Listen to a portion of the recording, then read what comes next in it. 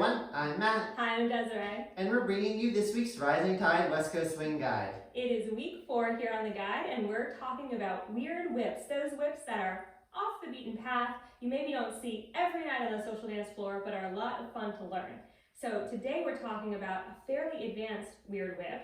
It's going to be a reverse whip with multiple different kind of unique hand changes and a back and cross anchor at the end. So let us show it to you and then we'll break it down. Leaders and followers tips.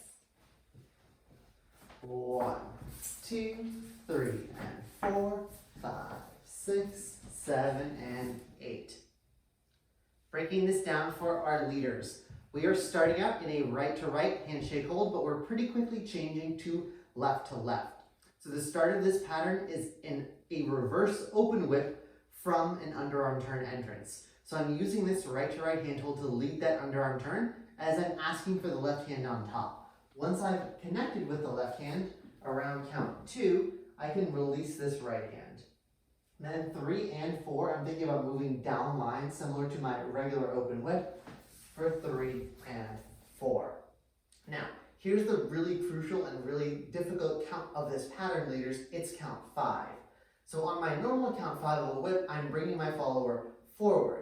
I still need to accomplish that. However, I'm also rotating myself and catching my followers back. So if I go through just count 5, I rotate and I reach here to catch my follower. The other thing, if we rewind, it's not enough for me to just turn myself into my own arm. I need to allow this to spool the connection so that my rotation actually brings Desiree forward. If you watch the first guide that we made in our Weird Whip series, it's very similar to that entrance. So as I'm going through into this rotation, I hammerlock myself to bring Desiree forward as I'm reaching with my right hand to catch her back. Once I've caught her back, the end of this whip is pretty similar to if you've ever done a basic whip with a back and cross exit.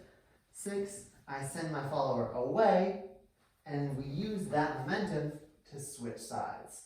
Okay, for our followers, 3 things to keep in mind. First is be aware of these intricate hand movements. If we go very slowly through this whip, we're going to start with a handshake hold, and then we're going to very quickly switch hand connections. We want to still be stretched away as we're meeting this hand and as we kind of get into the middle of the connection. From here, other hand drops. Now we're in this, again, another cross hold for 3 and 4, and then into 5, we're going to get into hammerlock. As we pivot through to hammerlock, we're going to need to use that momentum, so we're going to need to use that stretch away and then momentum towards the leader to guide us back down the slot. And from here, our primary source of connection, you guessed it, is the hand closest to the body, the closed position. For 6, 7, and 8. But a leader may choose, if we reverse that back up, to keep the hammerlock position, which will be an added source of connection for you. So you want to be aware of this. You don't want to, if we do that move again, miss any of the hand moments, which will make this whip particularly impossible for your leader to do. So next thing we want to do is to try to hang back on count 4.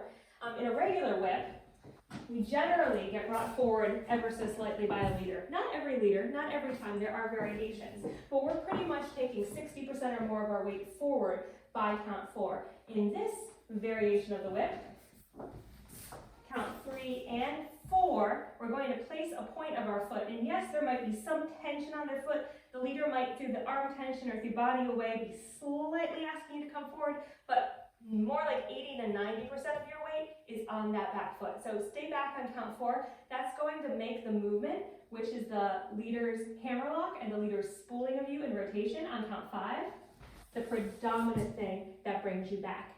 Final thing, followers, is we want to really stay in this close connection for the anchor.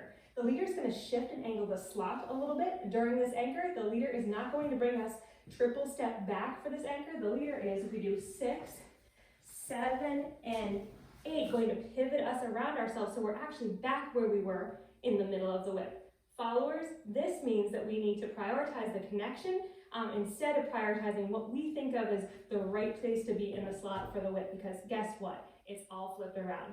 So showing this from the opposite side.